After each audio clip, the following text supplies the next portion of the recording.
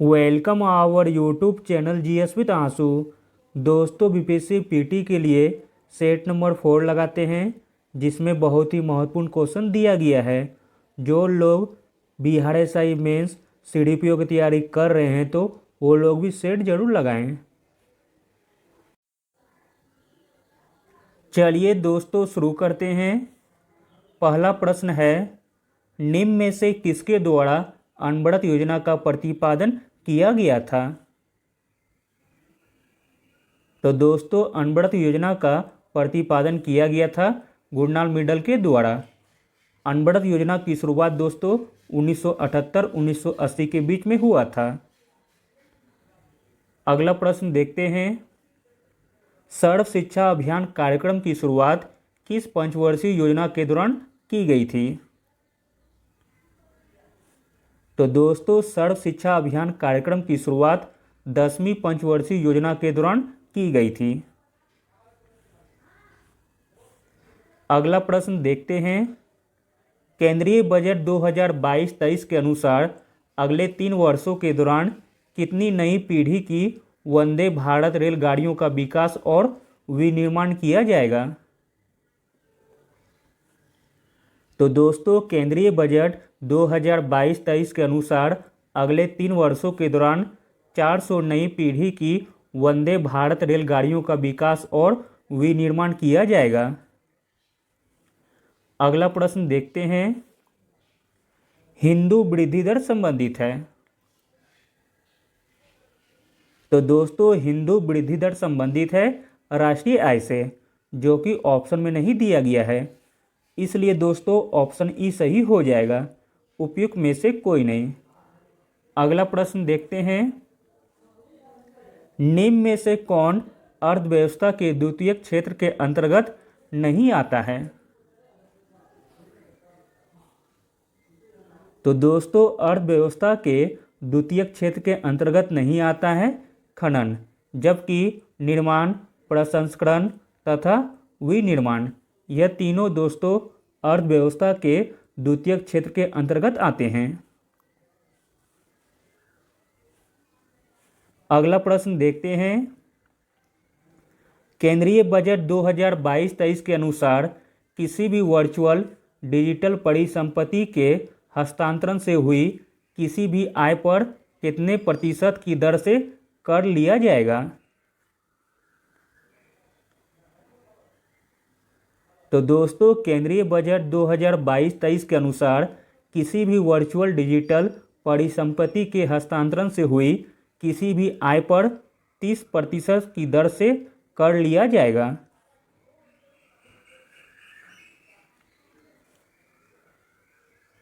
अगला प्रश्न देखते हैं दोस्तों, मेक इन इंडिया कार्यक्रम की शुरुआत कब हुई थी? तो दोस्तों, मेक इन इंडिया कार्यक्रम की शुरुआत हुई थी 25 सितंबर 2014 को। अगला प्रश्न देखते हैं, 31 दिसंबर 2021 को भारत का विदेशी मुद्रा भंडार कितना था? तो दोस्तों, 31 दिसंबर 2021 को भारत का विदेशी मुद्रा भंडार था $634 बिलियन। अगला प्रश्न देखते हैं, भारत वन स्थिति रिपोर्ट 2021 के अनुसार बिहार में कुल भौगोलिक क्षेत्रफल का कितना प्रतिशत वनावरण है?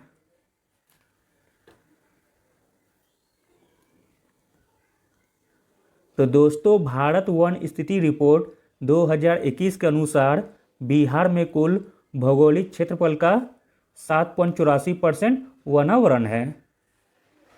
अगला प्रश्न देखते हैं,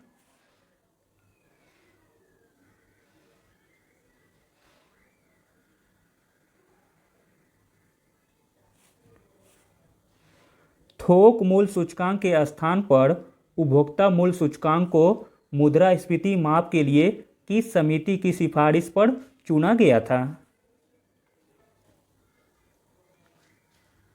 तो दोस्तों, थोक मूल्य सूचकांक के स्थान पर उपभोक्ता मूल्य सूचकांक को मुद्रास्फीति माप के लिए उर्जित पटेल समिति की सिफारिश पर चुना गया था। अगला प्रश्न देखते हैं, खाद्य और सार्वजनिक वितरण विभाग निम्न में से किस मंत्रालय के अधीन आता है? तो दोस्तों, खाद्य और सार्वजनिक वितरण विभाग उपभोक्ता मामले और खाद्य और सार्वजनिक वितरण मंत्रालय के अधीन आता है। अगला प्रश्न देखते हैं, किस संस्था का गठन ब्रेटन वुड्स समझौता के तहत नहीं हुआ था?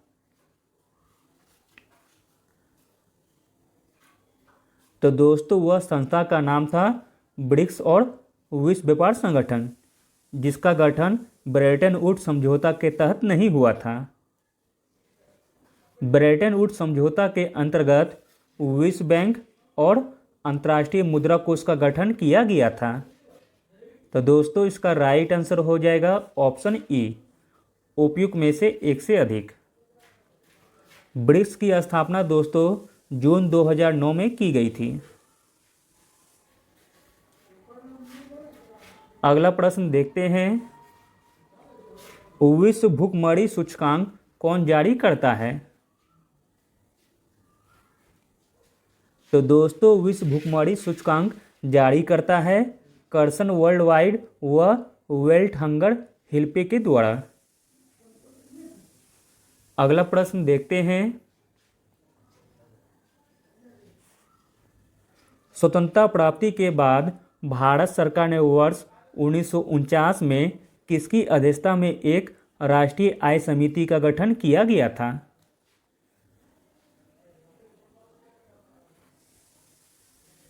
तो दोस्तों, स्वतंत्रता प्राप्ति के बाद भारत सरकार ने पीसी महालनोबिस की अध्यक्षता में एक राष्ट्रीय आय समिति का गठन किया था।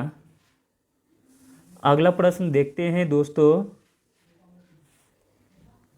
भारतीय यूनिट ट्रस्ट यूटीआई की स्थापना कब की गई थी?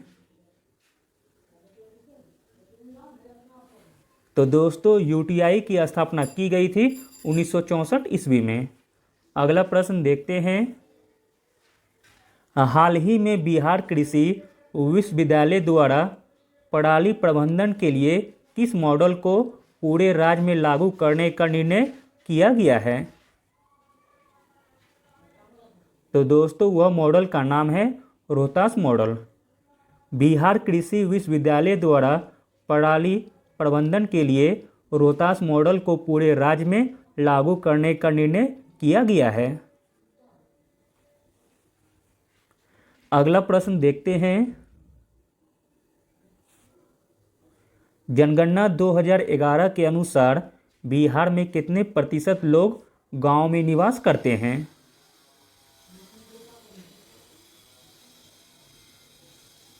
तो दोस्तों, जनगणना 2011 के अनुसार बिहार में 88.7% लोग गांव में निवास करते हैं, जबकि शहर में 11.3% निवास करते हैं। अगला प्रश्न देखते हैं दोस्तों, जनगणना 2011 के अनुसार बिहार में पुरुष साक्षरता दर कितनी है? तो दोस्तों, जनगणना 2011 के अनुसार देश में पुरुष साक्षरता दर है 80.9%, जबकि महिलाओं का परसेंट है इसमें 64.6%। अगला प्रश्न देखते हैं दोस्तों, निम्न में से कौन संविधान सभा के प्रारूप समिति का सदस्य नहीं था?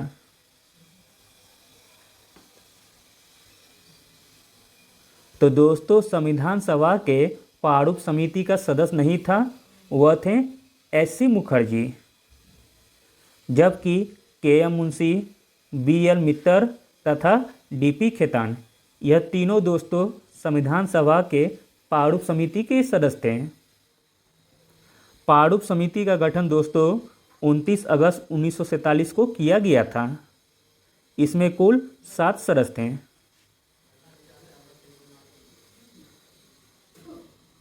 अगला प्रश्न देखते हैं,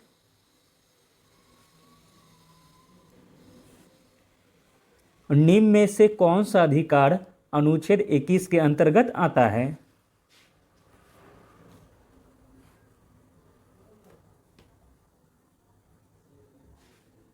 तो दोस्तों अनुच्छेद 21 के अंतर्गत आता है वह अधिकार है जीवन साथी चुनने का अधिकार, विदेश यात्रा का अधिकार, निजता का अधिकार तथा महिलाओं के साथ सम्मानपूर्वक व्यवहार करने का अधिकार। इसलिए दोस्तों ऑप्शन ई सही हो जाएगा, उपयुक्त में से एक से अधिक। अगला प्रश्न देखते हैं। और राज्य के नीति निर्देशक तत्व के अंतर्गत निम्न में से कौन से अनुच्छेद को बाद में जोड़ा गया था?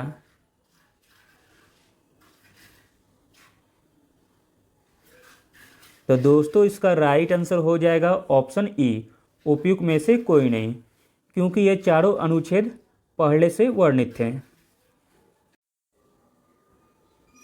अगला प्रश्न देखते हैं कि संविधान संशोधन द्वारा दिल्ली और पुडुचेरी को राष्ट्रपति के निर्वाचक मंडल में शामिल किया गया है। तो दोस्तों 17वां संविधान संशोधन 1992 के द्वारा दिल्ली और पुडुचेरी को राष्ट्रपति के निर्वाचक मंडल में शामिल किया गया है। अगला प्रश्न देखते हैं। लोकसभा अध्यक्ष एवं उपाध्यक्ष पद को लिया गया है। तो दोस्तों लोकसभा अध्यक्ष एवं उपाध्यक्ष पद को लिया गया है भारत शासन अधिनियम 1919 से। अगला प्रश्न देखते हैं। लोकसभा के विघटन का किसी विधेयक पर क्या प्रभाव पड़ता है? आपको दोस्तों गलत कथन का चयन करना है लोकसभा के विघटन के बारे में। चलिए देखते हैं। पहला कथन है दोस्तों, लोकसभा में विचाराधीन या सभी लंबित विधेयक समाप्त हो जाते हैं। तो दोस्तों यह कथन सही दिया गया है। अगला कथन है, ऐसे सभी विधेयक समाप्त हो जाते हैं जो लोकसभा द्वारा पारित किया जा चुके हैं परंतु राज्यसभा में विचाराधीन है। तो दोस्तों यह भी कथन सही दिया गया है। अगला कथन है, ऐसा विधेयक जिस पर राज्यसभा में विचार चल रहा हो परंतु लोकसभा द्वारा पारित नहीं किया गया हो वह विधेयक समाप्त नहीं होता है। तो दोस्तों यह भी कथन सही दिया गया है। अगला कथन है, दोनों सदनों में पारित विधेयक जो राष्ट्रपति की स्वीकृति हेतु भेजा गया है वह समाप्त हो जाता है। तो दोस्तों यह कथन गलत दिया गया है। जब कोई विधेयक दोनों सदन में पास होकर राष्ट्रपति की स्वीकृति हेतु भेजा गया हो और उस समय लोकसभा का विघटन हो गया हो तो यह विधेयक समाप्त नहीं होगा। तो दोस्तों इसका राइट आंसर हो जाएगा ऑप्शन डी, केवल 4 गलत दिया गया है। अगला प्रश्न देखते हैं दोस्तों। बिहार पंचायती राज अधिनियम 2006 में 2 ग्राम सभा की बैठकों के बीच अधिकतम कितनी अवधि का अंतराल निर्धारित है?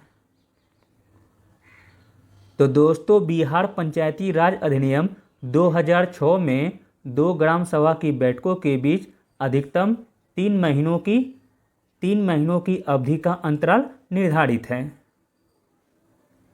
अगला प्रश्न देखते हैं। राज्यसभा के सदस्यों का चुनाव होता है। तो दोस्तों राज्यसभा के सदस्यों का चुनाव होता है राज्य की विधानसभा के निर्वाचित सदस्यों के द्वारा। अगला प्रश्न देखते हैं।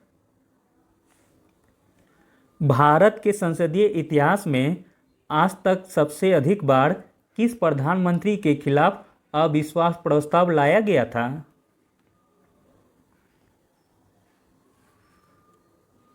तो दोस्तों भारत के संसदीय इतिहास में आज तक के सबसे अधिक बार इंदिरा गांधी के खिलाफ अविश्वास प्रस्ताव लाया गया था।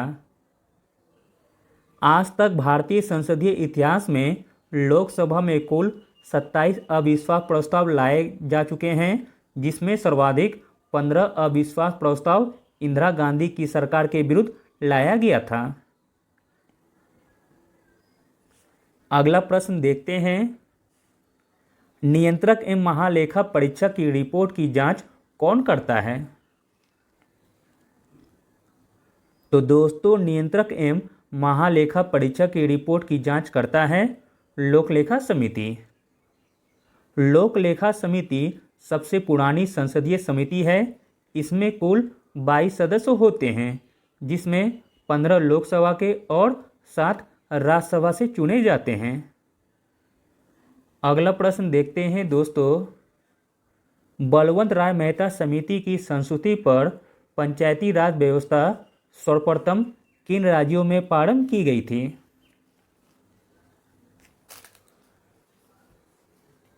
तो दोस्तों बलवंत राय मेहता समिति की संस्तुति पर पंचायती राज व्यवस्था सर्वप्रथम राजस्थान एवं आंध्र प्रदेश में शुरू किया गया था। प्रधानमंत्री जवाहरलाल नेहरू ने राजस्थान के नागौर जिले में 2 अक्टूबर 1959 को पंचायती राज व्यवस्था का शुरुआत किया था और इसके बाद 1959 में ही यह आंध्र प्रदेश में लागू हुआ था। अगला प्रश्न देखते हैं, निम्नलिखित में से कौन सा संविधान संशोधन 8वीं अनुसूची के भाषा से संबंधित नहीं है?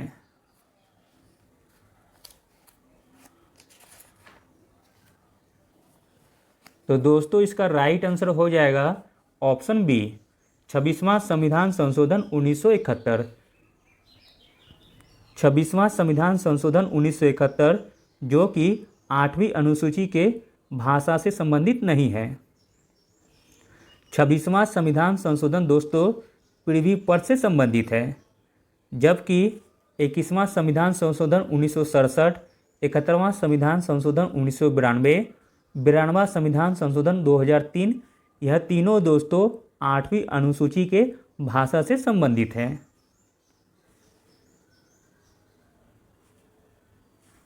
अगला प्रश्न देखते हैं, साहित्य का नोबेल पुरस्कार 2021 के लिए किसे चुना गया है?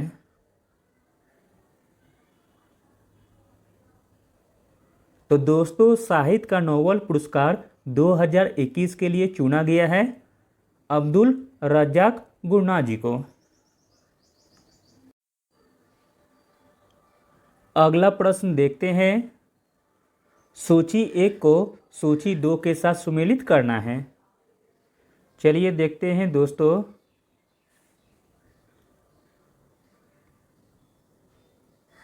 तो दोस्तों ए का मिलान हो जाएगा 3 से, स्वर्ण पदक नीरज चोपड़ा ने लिया था ओलंपिक 2021 में। बी का मिलान हो जाएगा दोस्तों 1 से, रजत पदक रवि कुमार दहिया ने प्राप्त किया था। सी का मिलान हो जाएगा दोस्तों 2 से, कांस्य पदक बजरंग पुनिया ने प्राप्त किया था। और डी का मिलान हो जाएगा दोस्तों 4 से, कांस्य पदक जो कि लवलीना बोरोहिन ने प्राप्त किया था। भारत ने टोक्यो ओलंपिक 2021 में कुल 7 पदक जीते, जिसमें 1 स्वर्ण नीरज चोपड़ा के द्वारा, 2 रजत रवि कुमार दहिया और मीराबाई चानू के द्वारा, जबकि 4 कांस्य पदक पीवी सिंधु, लवलीना, बजरंग एवं पुरुष हॉकी टीम के द्वारा प्राप्त की गई थी। तो दोस्तों इसका राइट आंसर हो जाएगा ऑप्शन डी। अगला प्रश्न देखते हैं, सेफ सिटीज इंडेक्स 2021 में विश्व का सबसे सुरक्षित शहर कौन सा है? तो दोस्तों सेफ सिटीज इंडेक्स 2021 में विश्व का सबसे सुरक्षित शहर है कोपेनहेगन। अगला प्रश्न देखते हैं, अक्टूबर 2021 में बंगाल की खाड़ी में आए चक्रवात का क्या नाम दिया गया था? तो दोस्तों अक्टूबर 2021 में बंगाल की खाड़ी में आए चक्रवात का नाम था जवाद। अक्टूबर 2021 में बंगाल की खाड़ी में आए चक्रवात का नाम जावाद था, जिसका नामकरण सऊदी अरब द्वारा किया गया था। अगला प्रश्न देखते हैं दोस्तों, बिहार आर्थिक सर्वेक्षण 2021-22 के अनुसार 2020-21 में राज्य में सकल राज्य घरेलू उत्पाद में प्राथमिक क्षेत्र का हिस्सा कितना रहा है?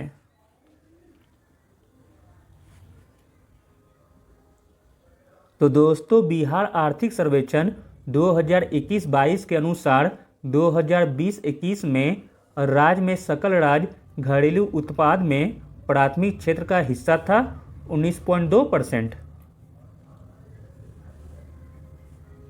अगला प्रश्न देखते हैं।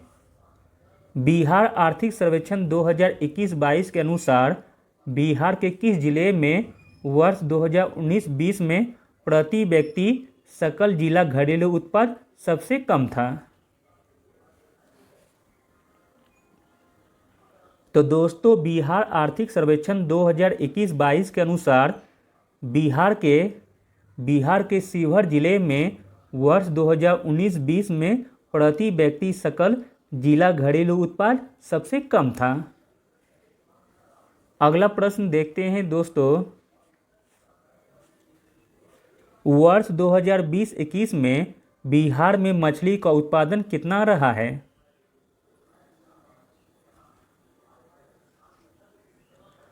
तो दोस्तों, वर्ष 2020-21 में बिहार में मछली का उत्पादन रहा है 6.83 लाख टन।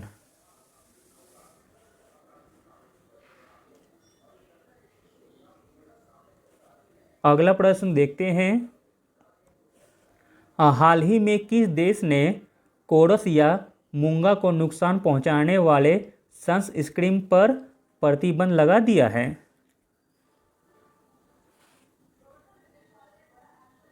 तो दोस्तों, थाईलैंड देश ने कोरस या मूंगा को नुकसान पहुंचाने वाले सनस्क्रीन पर प्रतिबंध लगा दिया है। अगला प्रश्न देखते हैं। हाल ही में जिम कॉर्बेट नेशनल पार्क का नाम बदलकर क्या रखा गया है? तो दोस्तों, जिम कॉर्बेट नेशनल पार्क का नाम बदलकर रखा गया है रामगंगा नेशनल पार्क। अगला प्रश्न देखते हैं दोस्तों। सर्व पावर योजना किससे संबंधित है? तो दोस्तों, सर्व पावर योजना संबंधित है महिलाओं के लिए खोजपूर्ण अनुसंधान में अवसरों को बढ़ावा देने से। तो दोस्तों, सर्व पावर योजना संबंधित है महिलाओं के लिए खोजपूर्ण अनुसंधान में अवसरों को बढ़ावा देने से। अगला प्रश्न देखते हैं दोस्तों। भारत का पहला शराब संग्रहालय कहाँ खोला गया है? तो दोस्तों, भारत का पहला शराब संग्रहालय खोला गया है गोवा में। अगला प्रश्न देखते हैं। जनवरी 2021 को केंद्रीय मंत्रिमंडल ने 850 मेगावाट क्षमता की रतले पनबिजली परियोजना को स्वीकृति प्रदान की। यह परियोजना निम्न में से किस राज्य या केंद्र शासित प्रदेश में स्थित है? तो दोस्तों, रतले पनबिजली परियोजना स्थित है जम्मू और कश्मीर में। अगला प्रश्न देखते हैं। इजराइल में दूतावास खोलने वाला पहला खाड़ी देश कौन सा है? तो दोस्तों, इजराइल में दूतावास खोलने वाला पहला खाड़ी देश है यूएई। अगला प्रश्न देखते हैं। निम्नलिखित में से किस देश ने पहला विश्व टेस्ट चैंपियनशिप अपने नाम किया है? तो दोस्तों, न्यूजीलैंड देश ने पहला विश्व टेस्ट चैंपियनशिप अपने नाम किया है। वर्ल्ड क्रिकेट टेस्ट चैंपियनशिप 2021 का फाइनल मुकाबला भारत और न्यूजीलैंड के बीच खेला गया, जिसमें न्यूजीलैंड ने भारत को हराया। अगला प्रश्न देखते हैं। यूएस ओपन टेनिस टूर्नामेंट 2021 का महिला एकल का खिताब किसने जीता है? तो दोस्तों, यूएस ओपन टेनिस टूर्नामेंट 2021 का महिला एकल का खिताब जीता है एमा रादुकानु, जबकि पुरुष एकल में विजेता रहे हैं डेनियल मेदवेदेव।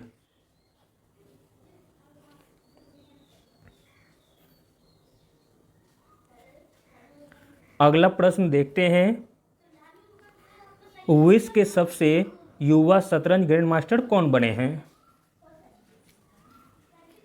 तो दोस्तों विश्व के सबसे युवा शतरंज ग्रैंड मास्टर बने हैं अभिमन्यु मिश्रा। अगला प्रश्न देखते हैं, सितंबर 2021 में भारत नेपाल के बीच 15वां सैन्य अभ्यास सूर्य किरण कहाँ संपन्न हुआ है? तो दोस्तों सितंबर 2021 में भारत नेपाल के बीच 15वां सैन्य अभ्यास सूर्य किरण संपन्न हुआ है उत्तराखंड के पिथौरागढ़ में। अगला प्रश्न देखते हैं, 22 अप्रैल 2021 को मनाए गए पृथ्वी दिवस का विषय क्या था? तो दोस्तों 22 अप्रैल 2021 को मनाए गए पृथ्वी दिवस का विषय था रीस्टोर आवर अर्थ। अगला प्रश्न देखते हैं, मार्च 2021 में जारी ईज ऑफ लिविंग इंडेक्स 2020 के अनुसार बड़े शहरों में प्रथम स्थान किसका है?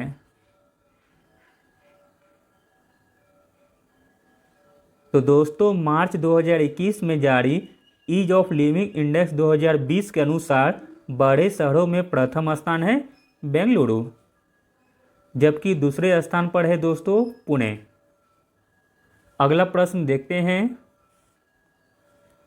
किस देश ने दुनिया का पहला डुअल मोड वाहन पेश किया जो दिसंबर 2021 में सड़कों के साथ साथ रेल पटरियों पर भी चल सकता है?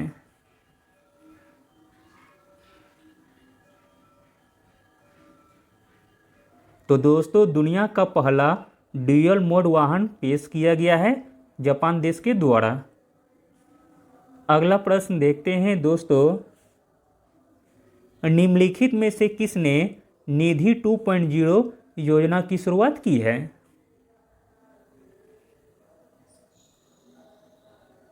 तो दोस्तों निधि 2.0 योजना शुरू की है लोकसभा अध्यक्ष ओम बिरला ने। अगला प्रश्न देखते हैं, हाल ही में केंद्रीय बंदरगाह नौवहन और जलमार्ग मंत्री द्वारा बंदरगाह संचालन की डिजिटल निगरानी के लिए कौन सा एप्लीकेशन लॉन्च किया गया है? तो दोस्तों वह एप्लीकेशन का नाम है माईपोर्ट ऐप। केंद्रीय बंदरगाह नौवहन और जलमार्ग मंत्री के द्वारा बंदरगाह संचालन की डिजिटल निगरानी के लिए माईपोर्ट ऐप लॉन्च किया गया है। अगला प्रश्न देखते हैं, होम इन द वर्ल्ड नामक पुस्तक के लेखक कौन है? तो दोस्तों होम इन द वर्ल्ड नामक पुस्तक के लेखक हैं प्रोफेसर अमर्त्य सेन। अगला प्रश्न देखते हैं, आर्थिक समीक्षा 2021-22 के अनुसार अप्रैल नवंबर 2021 की अवधि में भारत का सर्वाधिक वस्तुगत निर्यात किस देश को हुआ है? तो दोस्तों आर्थिक समीक्षा 2021-22 के अनुसार अप्रैल नवंबर 2021 की अवधि में भारत का सर्वाधिक वस्तुगत निर्यात अमेरिका को हुआ है। अगला प्रश्न देखते हैं, मार्च 2021 में अंतर्राष्ट्रीय योग महोत्सव का उद्घाटन कहाँ किया गया? तो दोस्तों 2021 में अंतर्राष्ट्रीय योग महोत्सव का उद्घाटन ऋषिकेश में किया गया था। अगला प्रश्न देखते हैं, हाल ही में 2 साल के बच्चों के लिए कोरोना वैक्सीन की शुरुआत करने वाला दुनिया का पहला देश कौन बना है? तो दोस्तों 2 साल के बच्चों के लिए कोरोना वैक्सीन की शुरुआत करने वाला दुनिया का पहला देश बना है दोस्तों क्यूबा। अगला प्रश्न देखते हैं, वैश्विक शिक्षा शिखर सम्मेलन 2021 का आयोजन कहाँ किया गया? तो दोस्तों वैश्विक शिक्षा शिखर सम्मेलन 2021 का आयोजन किया गया है ब्रिटेन में। अगला प्रश्न देखते हैं, किस राष्ट्र ने वर्चुअली आयोजित 13वां ब्रिक्स शिखर सम्मेलन 2021 की अध्यक्षता किया है?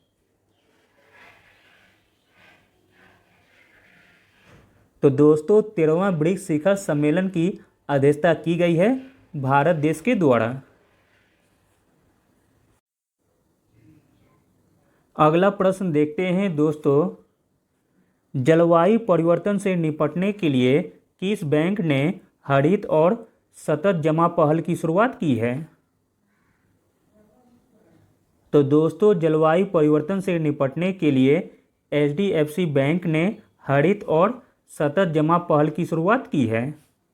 अगला प्रश्न देखते हैं, निम्नलिखित में से कौन से राष्ट्र ने नई नागरिकता नीति की शुरुआत की है?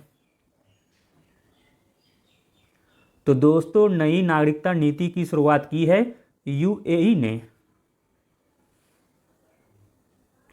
अगला प्रश्न देखते हैं, निम्न में से किस नगर निगम के द्वारा मार्च 2021 में देश का पहला ग्रीन म्यूनिसिपल बॉन्ड जारी किया गया है? तो दोस्तों 2021 में देश का पहला ग्रीन म्यूनिसिपल बॉन्ड जारी किया गया है गाजियाबाद नगर निगम के द्वारा। अगला प्रश्न देखते हैं, मणिपुर स्थित कीबिल लेमजाओ राष्ट्रीय उद्यान में हिरण की कौन सी दुर्लभ एवं विलुप्त प्राय प्रजाति पाई जाती है? तो दोस्तों वह दुर्लभ एवं विलुप्त प्राय प्रजाति का नाम है संगाई। ऑप्शन बी दोस्तों सही हो जाएगा। संगाई हिरण मणिपुर स्थित कीबुल लेमजाओ राष्ट्रीय उद्यान में पाए जाते हैं। अगला प्रश्न देखते हैं, विश्व का सर्वाधिक ऊंचाई पर स्थित कौन सा बाघ रिजर्व है? तो दोस्तों विश्व का सर्वाधिक ऊंचाई पर स्थित बाघ रिजर्व है नामदफा। नामदफा बाघ अभयारण्य विश्व के सर्वाधिक ऊंचाई पर स्थित बाघ रिजर्व है जो भारत के अरुणाचल प्रदेश में स्थित है।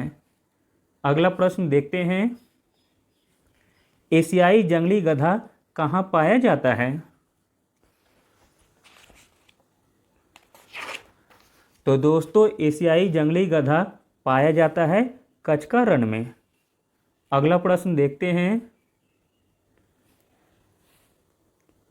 विश्व मौसम विज्ञान संगठन का मुख्यालय कहाँ स्थित है? तो दोस्तों विश्व मौसम विज्ञान संगठन का मुख्यालय स्थित है जेनेवा में। अगला प्रश्न देखते हैं, इको मार्क क्या है? तो दोस्तों इको मार्क है पर्यावरण अनुकूल उपभोक्ता उत्पादन को नाम प्रविष्ट करने की योजना।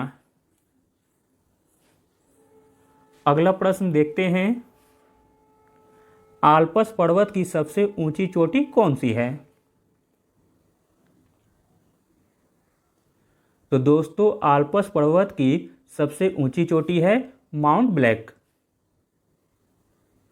आल्प्स मध्य यूरोप में स्थित पर्वत श्रृंखला है जो France, Italy, Germany, Austria, Switzerland आदि देशों में फैला हुआ है। अगला प्रश्न देखते हैं दोस्तों,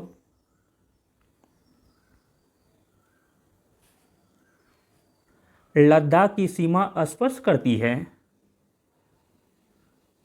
तो दोस्तों लद्दाख की सीमा स्पर्श करती है चीन, पाकिस्तान और अफगानिस्तान तीनों से।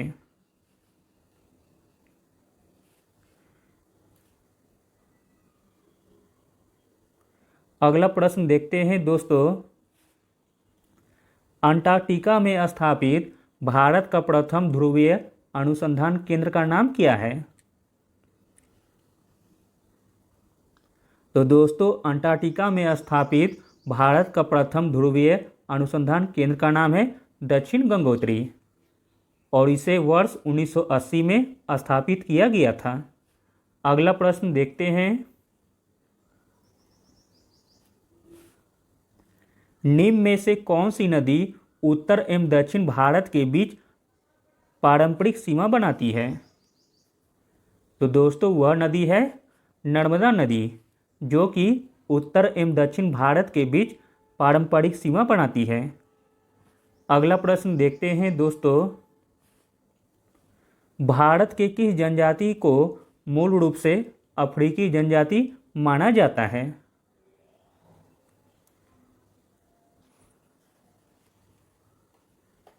तो दोस्तों भारत में सिद्धी जनजाति को मूल रूप से अफ्रीकी जनजाति माना जाता है। यह जनजाति मुख्य रूप से गुजरात, कर्नाटक एवं आंध्र प्रदेश में पाई जाती है। अगला प्रश्न देखते हैं दोस्तों। निम्न में से कौन पर्वत श्रेणी उत्तर तथा दक्षिणी भारत के बीच प्राकृतिक विभाजक के रूप में जानी जाती है?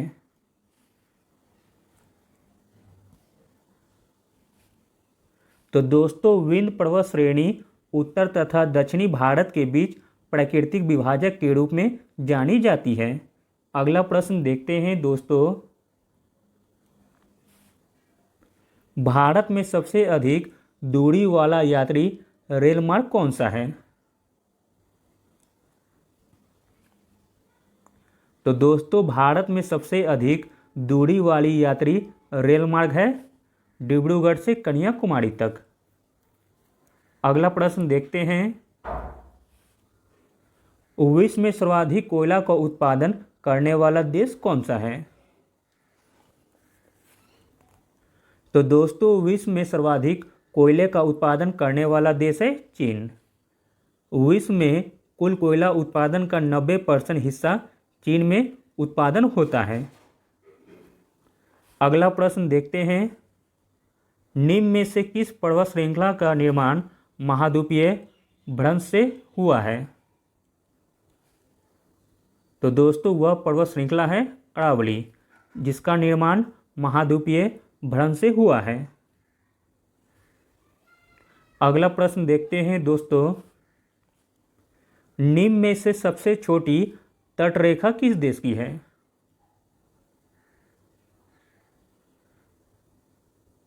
तो दोस्तों सबसे छोटी तटरेखा है मोनाको देश की। मोनाको के तटरेखा की लंबाई 2.5 मील है।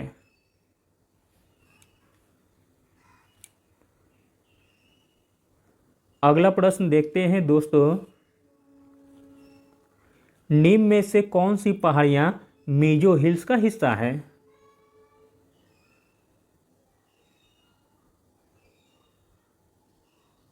तो दोस्तों मीजो हिल्स का हिस्सा है भुवन पहाड़ियां।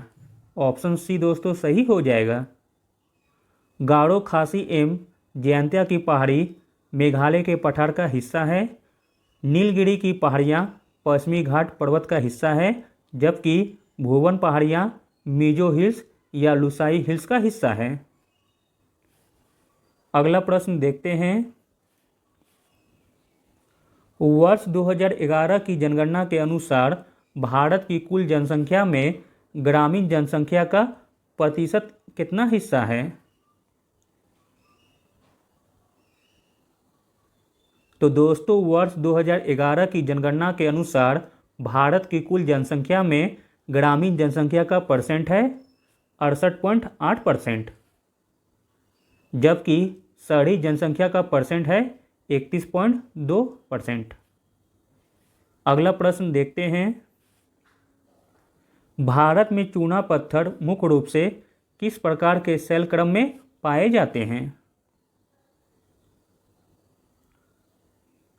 तो दोस्तों भारत में चूना पत्थर मुख्य रूप से विंध्य शैल क्रम में पाए जाते हैं।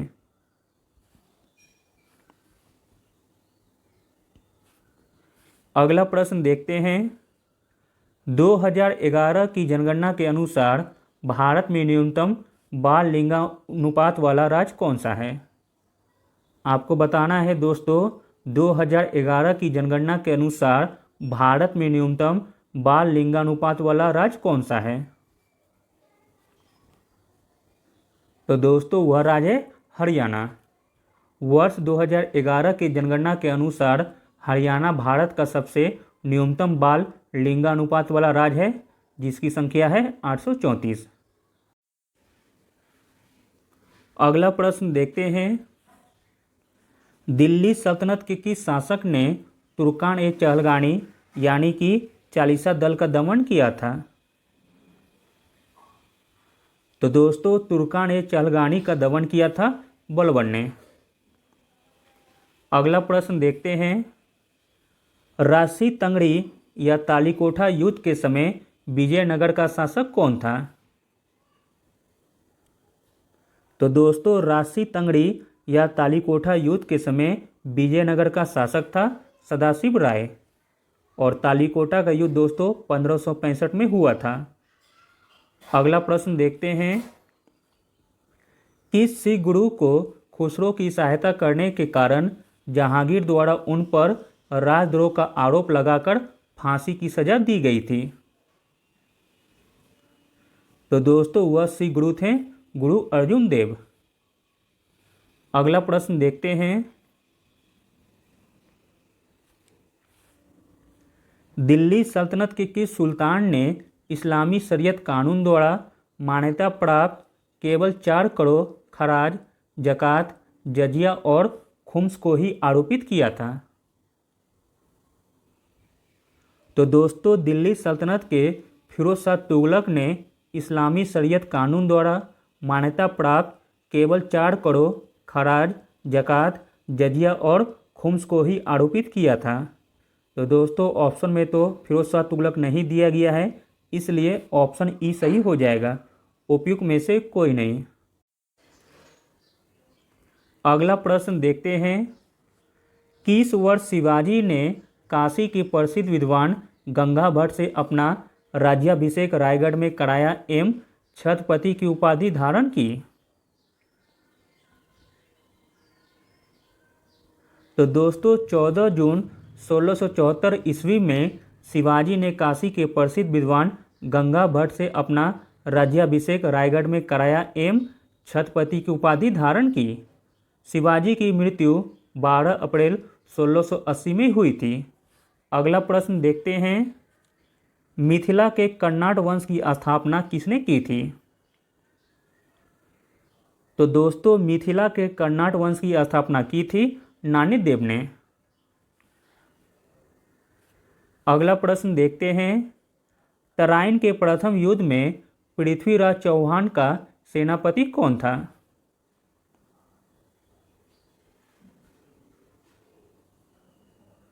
तो दोस्तों तराइन के प्रथम युद्ध में पृथ्वीराज चौहान का सेनापति था स्कंद। अगला प्रश्न देखते हैं। किस वर्ष दादा भाई नौरोजी ने हाउस ऑफ कॉमन्स के सदस्य के रूप में निर्वाचित हुए थे? तो दोस्तों 1892 ईस्वी में दादा भाई नौरोजी ने हाउस ऑफ कॉमन्स के सदस्य के रूप में निर्वाचित हुए थे। अगला प्रश्न देखते हैं दोस्तों। निम्नलिखित में से कौन सा प्रावधान 1786 के अधिनियम के माध्यम से किया गया था?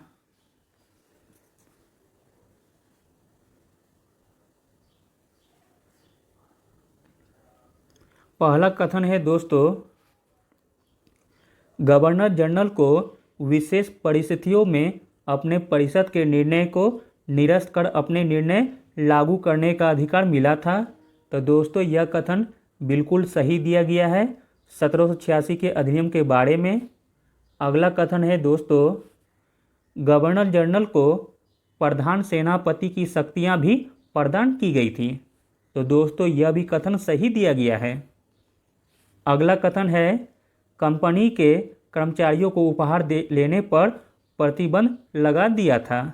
तो दोस्तों यह कथन गलत दिया गया है।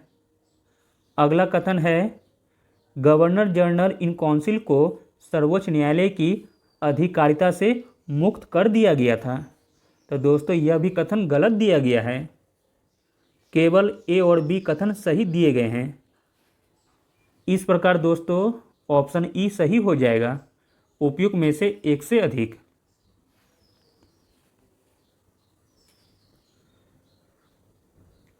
अगला प्रश्न देखते हैं दोस्तों, निम्नलिखित घटनाओं का कालक्रम के अनुसार बढ़ते हुए सही क्रम में व्यवस्थित करें।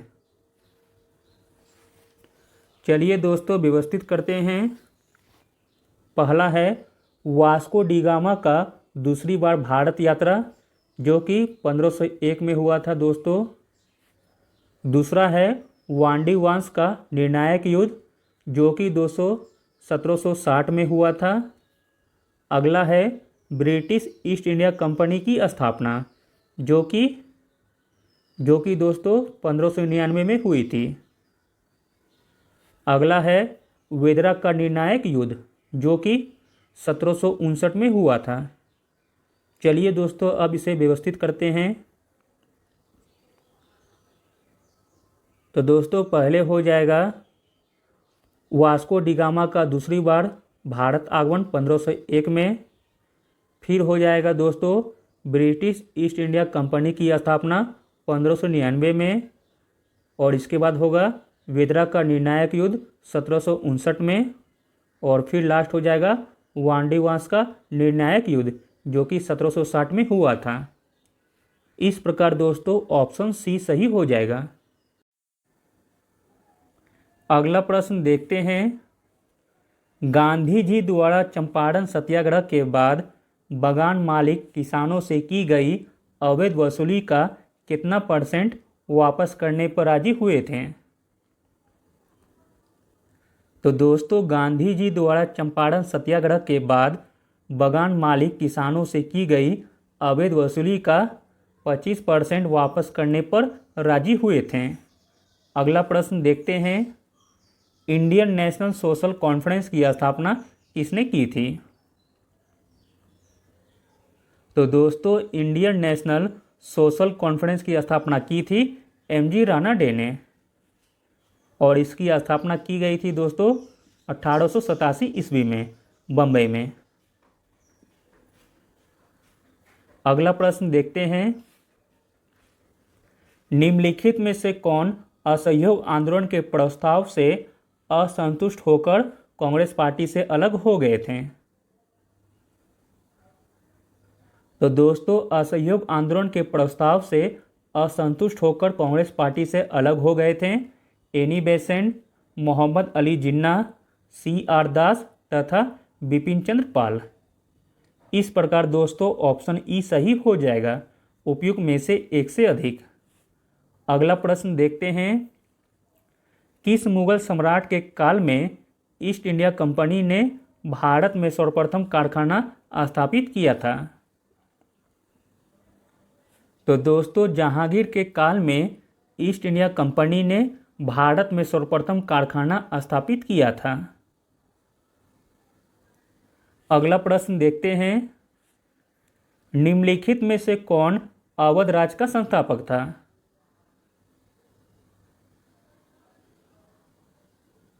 तो दोस्तों अवध राज का संस्थापक था शहादत खां। अगला प्रश्न देखते हैं, अहमदाबाद टेक्सटाइल लेबर एसोसिएशन की स्थापना निम्नलिखित में से किसके द्वारा किया गया था। तो दोस्तों अहमदाबाद टेक्सटाइल लेबर एसोसिएशन की स्थापना महात्मा गांधी के द्वारा किया गया था और इसकी स्थापना 1918 में की गई थी।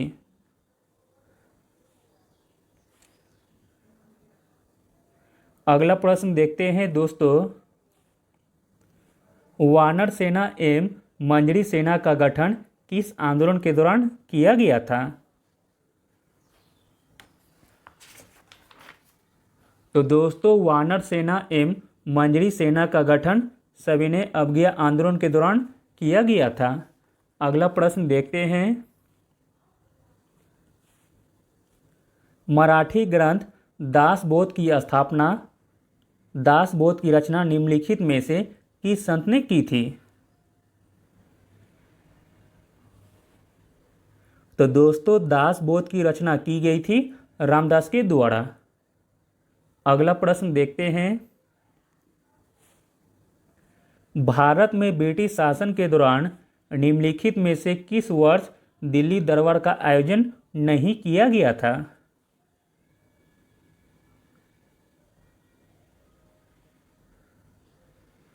तो दोस्तों भारत में ब्रिटिश शासन के दौरान 1901 ईस्वी में दिल्ली दरबार का आयोजन नहीं किया गया था, जबकि 1877, 1903 तथा 1911 में दिल्ली दरबार का आयोजन किया गया था। अगला प्रश्न देखते हैं। प्रथम आंग्ल सिख युद्ध जो कि 1845 से 46 ईस्वी तक हुआ था, इस समय गवर्नर जनरल कौन थे? तो दोस्तों प्रथम आंग्ल सिख युद्ध के समय गवर्नर जनरल थे लॉर्ड हार्डिंग। अगला प्रश्न देखते हैं। निम्नलिखित में से किस अखबार को रातों रात वर्नाकुलर प्रेस एक्ट से बचने के लिए अंग्रेजी अखबार में तब्दील कर दिया गया था? तो दोस्तों वह अखबार का नाम था अमृत बाजार पत्रिका, जिसका कि रातों रात वर्नाकुलर प्रेस एक्ट से बचने के लिए अंग्रेजी अखबार में तब्दील कर दिया गया था। अमृत बाजार पत्रिका का प्रकाशन दोस्तों शिशिर कुमार एम मोतीलाल घोष ने किया था। अगला प्रश्न देखते हैं। क्रांति की तलवार में धार वैचारिक पत्थर पर रगड़ने से आती है, उपरोक्त कथन निम्नलिखित में से किसने कहा था? तो दोस्तों क्रांति की तलवार में धार वैचारिक पत्थर पर रगड़ने से आती है, यह कथन दोस्तों भगत सिंह के द्वारा कहा गया था। अगला प्रश्न देखते हैं दोस्तों। भारत छोड़ो आंदोलन के दौरान किन जगहों पर समांतर सरकार की स्थापना की गई थी?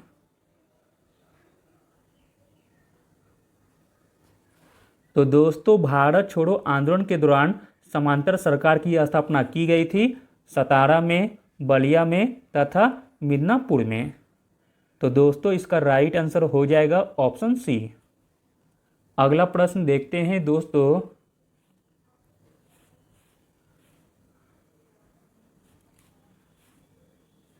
निम्नलिखित में से कौन सा युग्म सही सुमेलित है? पहला है दोस्तों लॉर्ड डलहौजी सहायक संधि, जो कि गलत दिया गया है। सहायक संधि दोस्तों लॉर्ड वेलेस्ली के द्वारा किया गया था। अगला है स्थानीय स्वशासन का जनक लॉर्ड मिंटो, तो दोस्तों यह भी गलत दिया गया है। स्थानीय स्वशासन का जनक लॉर्ड रिपन को माना जाता है। अगला है भारतीय प्रेस का मुक्तिदाता चार्ल्स मैडकॉफ, तो दोस्तों यह सही दिया गया है। अगला है वारेन हेस्टिंग्स घेरे की नीति, तो दोस्तों यह भी सही दिया गया है। केवल सी और डी सही हैं, इसलिए दोस्तों ऑप्शन ई सही हो जाएगा, उपयुक्त में से एक से अधिक। अगला प्रश्न देखते हैं। निम्नलिखित में से किस संगठन की स्थापना कांग्रेस की स्थापना के बाद की गई थी?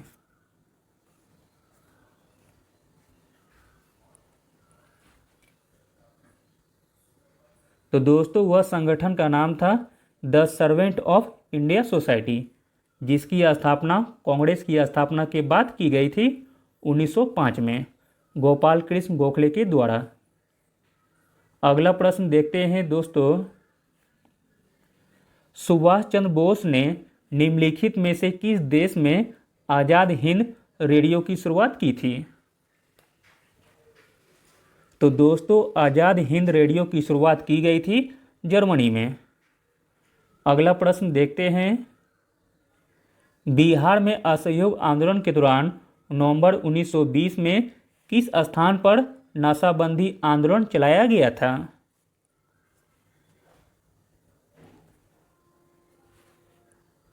तो दोस्तों बिहार में असहयोग आंदोलन के दौरान नवंबर 1920 में डुमराव स्थान पर नाकाबंदी आंदोलन चलाया गया था। अगला प्रश्न देखते हैं। एक अफगान शेर अली ने अंडमान निकोबार द्वीप समूह में किस वायसराय की चाकू मारकर हत्या कर दी गई थी? तो दोस्तों वह वायसराय का नाम था लॉर्ड मेयो, जिसकी हत्या दोस्तों शेर अली के द्वारा अंडमान निकोबार में की गई थी। अगला प्रश्न देखते हैं, बिहार में कांग्रेस मंत्रिमंडल द्वारा किसकी अध्यक्षता में एक श्रम जांच समिति का गठन किया गया था?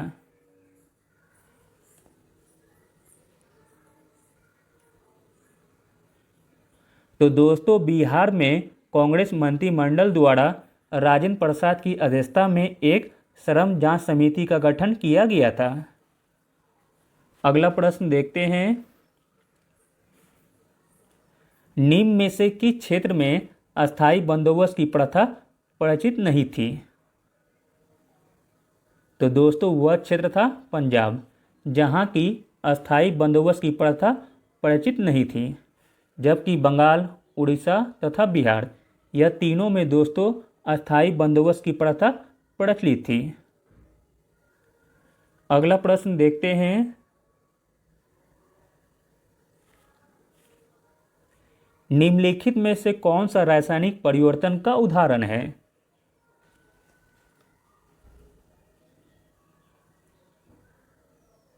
पहला है सोडियम क्लोराइड का क्रिस्टलीकरण, जो कि गलत दिया गया है। सोडियम क्लोराइड का क्रिस्टलीकरण भौतिक परिवर्तन है। दूसरा है बर्फ़ का पिघलना, यह भी दोस्तों भौतिक परिवर्तन है। तीसरा है दूध का खट्टा होना। तो दोस्तों, यही रासायनिक परिवर्तन का उदाहरण है, यानी कि केवल 3 सही हो जाएगा।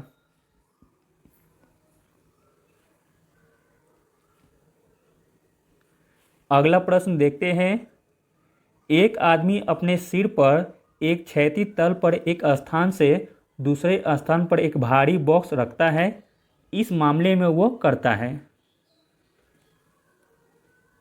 तो दोस्तों, इस मामले में वह करता है, इनमें से कोई कार्य नहीं, अधिक कार्य नहीं, न्यूनतम कार्य नहीं, नकारात्मक कार्य नहीं तथा धनात्मक कार्य नहीं। तो दोस्तों, इसका राइट आंसर हो जाएगा ऑप्शन ई, उपयुक्त में से कोई नहीं। अगला प्रश्न देखते हैं, एक बैठक हॉल में जो शुरू में प्रतिभागियों से आधा भरा होता है, कुछ समय बाद पूर्ण क्षमता से भरा होता है, फिर भाषण की स्पष्टता। तो दोस्तों, फिर भाषण की स्पष्टता बढ़ती है। अगला प्रश्न देखते हैं, ध्वनि की प्रतिध्वनि किसके कारण होती है? तो दोस्तों, ध्वनि की प्रतिध्वनि होती है एकाधिक परिवर्तन के कारण। अगला प्रश्न देखते हैं, द्रव्यमान और भार के बीच अंतर के संदर्भ में कौन सा सही है? तो दोस्तों, द्रव्यमान और भार के बीच अंतर के संदर्भ में जो सही है वो है ऑप्शन ए, भार एक बल है जबकि द्रव्यमान बल नहीं है। अगला प्रश्न देखते हैं दोस्तों, एक प्रकाश वर्ष लगभग बराबर होता है। तो दोस्तों, एक प्रकाश वर्ष लगभग बराबर होता है 10⁻13 किलोमीटर के, और मीटर में हो जाएगा दोस्तों 10⁻16 मीटर।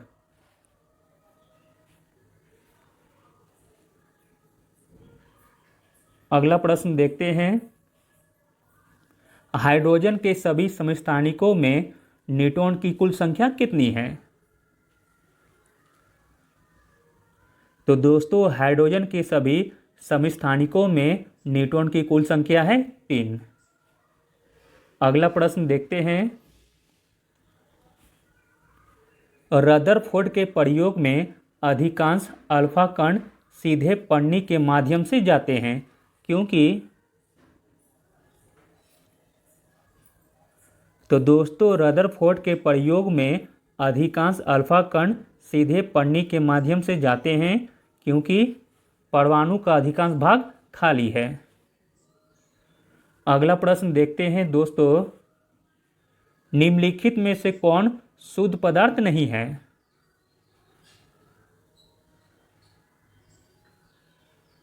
तो दोस्तों, इसमें शुद्ध पदार्थ नहीं हो जाएगा शुद्ध दूध। अगला प्रश्न देखते हैं,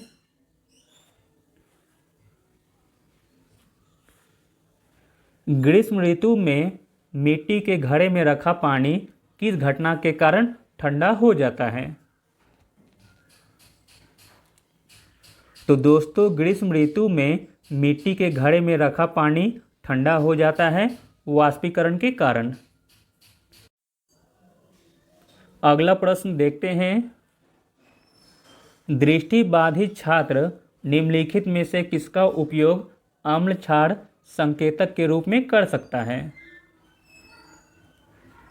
तो दोस्तों दृष्टिबाधित छात्र वेनिला के गुण वाला का उपयोग कर अम्ल क्षार संकेतक के रूप में कर सकता है।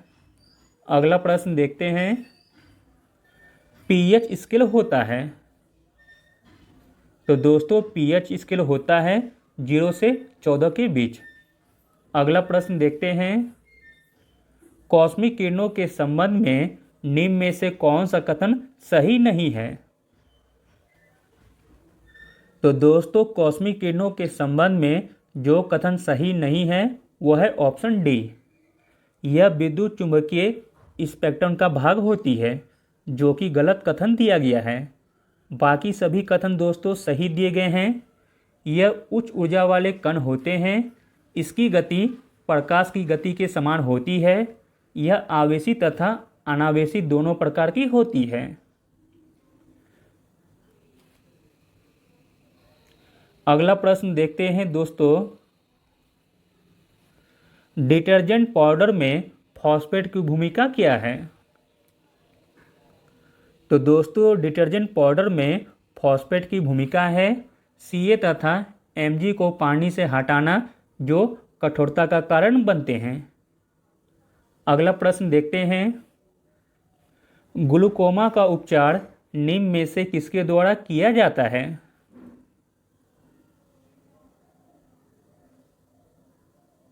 तो दोस्तों ग्लूकोमा का उपचार किया जाता है कोलिनर्जिक दवा के द्वारा। अगला प्रश्न देखते हैं। तांबे की कमी के परिणाम स्वरूप एक रोग होता है जिसे जाना जाता है। तो दोस्तों तांबा के कमी के कारण होता है मेनकेस रोग। अगला प्रश्न देखते हैं। निम्नलिखित में से किस जीव में पुनर्जनन होता है? तो दोस्तों पुनर्जनन होता है हाइड्रा तथा प्लेनेरिया में। तो दोस्तों इसका राइट आंसर हो जाएगा ऑप्शन ई, उपयुक्त में से एक से अधिक। अगला प्रश्न देखते हैं दोस्तों। निम्नलिखित में से कौन सा एक वानस्पतिक प्रवर्धन की विधि नहीं है?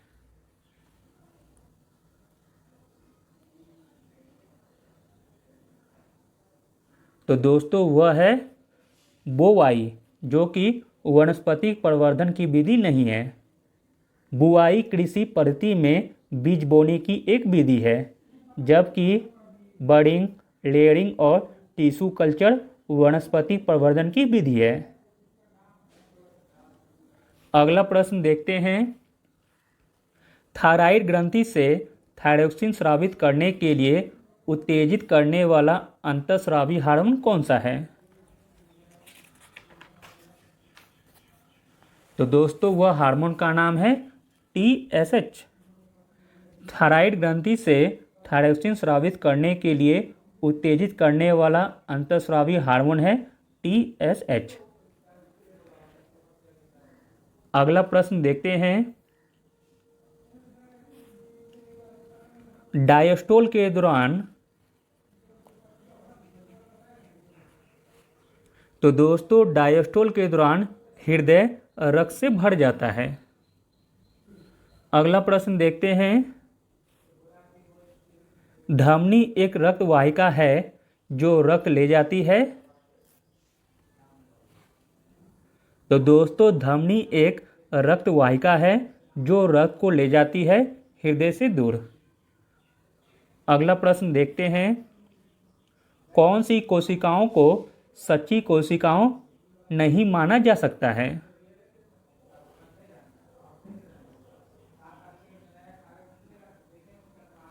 तो दोस्तों सच्ची कोशिका नहीं माना जा सकता है प्लेटलेट्स को। अगला प्रश्न देखते हैं, निम्न में से कौन सा एंजाइम स्टार्च को माल्टोज में परिवर्तित करने के लिए उत्तरदायी है? तो दोस्तों स्टार्च को माल्टोज में परिवर्तित करने के लिए उत्तरदायी है डायस्टेज एंजाइम। अगला प्रश्न देखते हैं, निम्नलिखित में से कौन सा रोगवाहक और रोग का सुमेलित युग्म है? जो सही युग्म दिया गया है उसकी पहचान करना है। तो दोस्तों इसमें सही हो जाएगा ऑप्शन ए, फाइलेरिया, जो कि क्यूलेक्स मच्छरों के कारण होती है। अगला प्रश्न देखते हैं, आयरन की कमी से होने वाला एनीमिया किस परजीवी संक्रमण की जटिलता है? तो दोस्तों आयरन की कमी से होने वाला एनीमिया हुकवर्म परजीवी संक्रमण की जटिलता है। आयरन की कमी से होने वाला एनीमिया रक्त के रिसाव के कारण होता है, जो हुकवर्म संक्रमण से जुड़ा होता है। अगला प्रश्न देखते हैं, ट्रांसजेनिक पौधे निम्नलिखित में से किस जीव से जीन प्राप्त करते हैं? तो दोस्तों ट्रांसजेनिक पौधे कीड़े, जीवाणु तथा वायरस जीव से जीन प्राप्त करते हैं। तो दोस्तों इसका राइट आंसर हो जाएगा ऑप्शन ई, उपयुक्त में से एक से अधिक।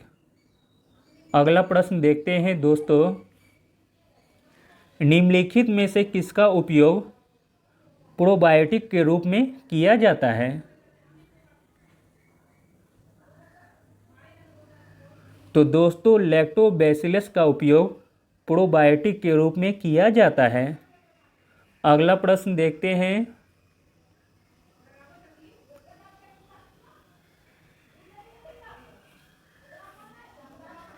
शीतल पेय की बोतलों और बच्चों को दूध पिलाने की बोतलें आमतौर पर बनी होती है। तो दोस्तों शीतल पेय की बोतलें और बच्चों को दूध पिलाने की बोतलें आमतौर पर बनी होती है पॉलीस्टाइरीन की। अगला प्रश्न देखते हैं, नाइट्रेट उर्वरकों के अत्यधिक प्रयोग से बच्चों में कौन सा रोग होता है?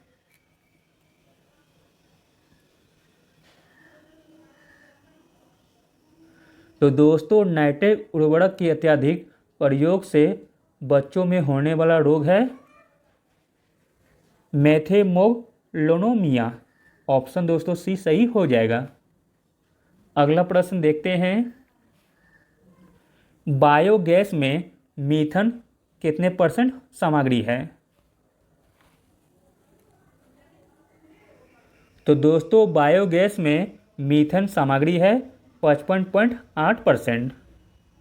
दोस्तों आगे 10 प्रश्न मैथ के दिए गए हैं, जिन्हें भी बनाना हो तो वो वीडियो पॉज करके बना सकते हैं।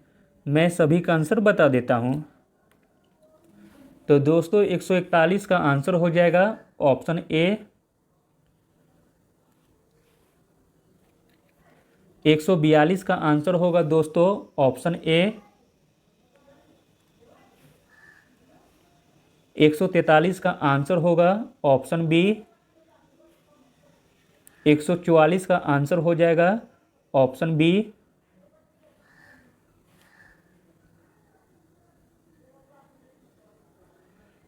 145 का आंसर हो जाएगा दोस्तों ऑप्शन डी। 146 का आंसर होगा ऑप्शन सी।